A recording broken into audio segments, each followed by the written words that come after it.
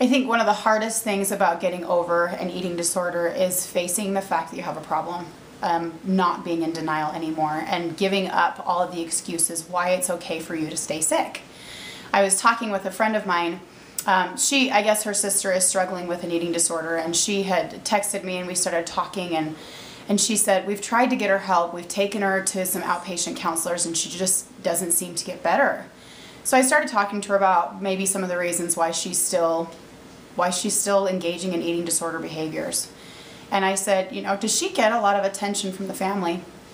Does she believe that if she lets go of this eating disorder, that the family will have no reason to pay attention to her? Does she think that that is her role in the family system, that she needs to be sick to be important, to be valued, to be anybody?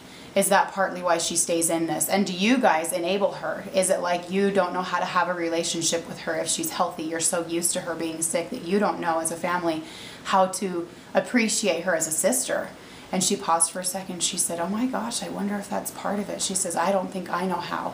I'm so used to running to her aid and being her helper. And I know that for me, part of what was so hard about giving up my disorder was that was me. That was like all of me. That was all of my identity. And so to give it up, it was like, well, but I'm not, if I give this up, then I don't have an identity.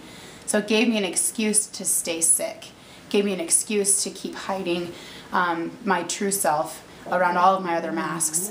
And there are lots of reasons why people want to stay sick. They want the attention, or they want to stay skinny. I know that when I first started restricting and first started really exercising a lot, I got a lot of attention from men. Sadly, they weren't the right kinds of men, but I got a whole lot of attention from these men that thought, oh, well, this is a skinny girl that's really pretty, and you know, she's in shape. And in fact, I had a guy that tried to date me that had told me part of why he was dating me is because I didn't have FP, which is apparently short for fat potential. So that was another excuse why I needed to stay thin and stay sick, because I was getting attention from not just my family members, you know, being a sick individual, but I was getting attention from men, and I wanted that so badly, some validation.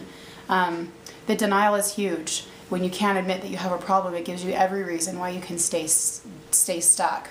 And I've been corresponding with somebody, and she just thinks that if she gets help, then I can't get help. I don't even want to. It's this like love-hate relationship with rehab and with her eating disorder. She hates it, but she doesn't know how to give it up. And so I just wonder, what are some of your back doors, some of your reasons why you stay stuck in your eating disorder? What are some of the reasons and the lies that you've told yourself why it's not an option to get some help, why you can't go to rehab and have a better life?